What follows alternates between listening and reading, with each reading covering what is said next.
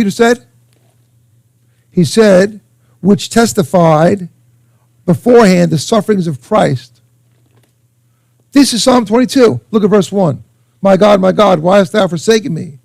Why art thou so far from helping me and from the words of my roaring? That's what the Lord cries out in Matthew 27. Eli, Eli, lama sabachthani. My God, why hast thou forsaken me? That's what he's crying out. He's quoting that 1,000 years beforehand. And you read through this. Look at verse 8. He trusted on the Lord that he would deliver him. Let him deliver him, seeing he delighted in him. Look at verse 17. I may tell all my bones. They look and stare upon me. They parted my garments among them, 18. Cast lots upon my vesture. Everybody see that? Yeah. Isn't that what happened? Yeah. Sure. He's prophesying 1,000 years beforehand. We'll hold 30 in a minute. But you read the whole thing. He could explain this whole thing. Psalm 22 is all dealing with the crucifixion. That's what Peter's saying. Now, the other part of the verse is this.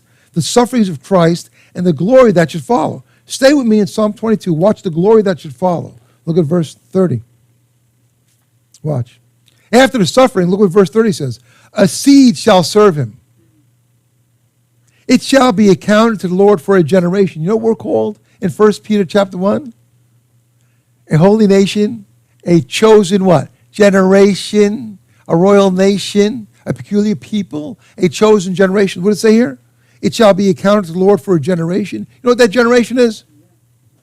Church. Exactly. The generation is the church age. 1 Peter 2:9. You look at it. It says a chosen generation. What does that mean? It's us, church. 1 Peter 2:9. That's the reference. A chosen generation. I'm getting excited. I hope you are.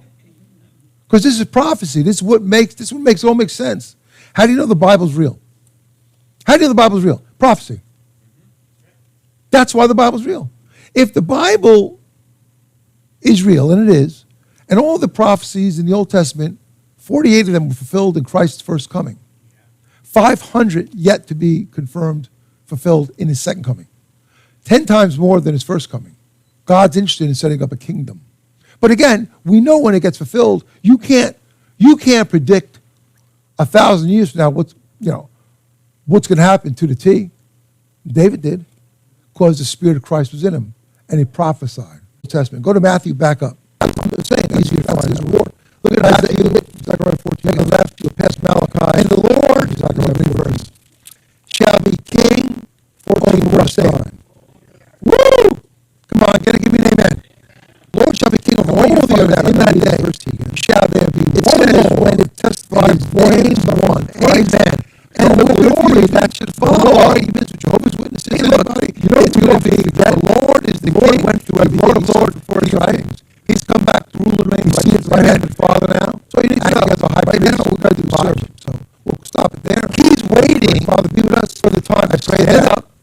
Come back and set it back this morning that he can receive the glory that you his name. Give you the glory. He's the King of Kings and the Lord of Lords. Mercy, kindness, and be with us. He's waiting on us in safely.